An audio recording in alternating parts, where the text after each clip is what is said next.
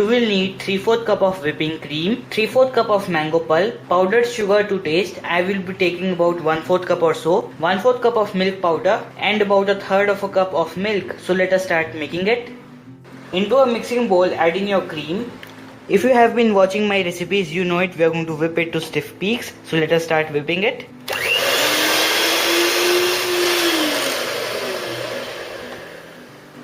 This should be fine. Now we are going to incorporate everything together. So I'm going to add just about 1/4 cup of powdered sugar to this. In comes my milk powder, milk, and our mango pulp. You can also add a little bit of mango chunks if you wish. Now I'm going to just mix everything together. We have got such a lovely color along with the beautiful aroma ongoing.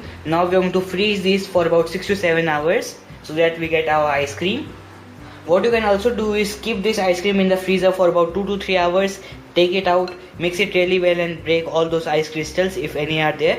But with this recipe it's a foolproof method, you don't need to do that. So I'm going to just pop this in the freezer and be back after 6 to 7 hours. So our mango ice cream is set. Now let's scoop it out.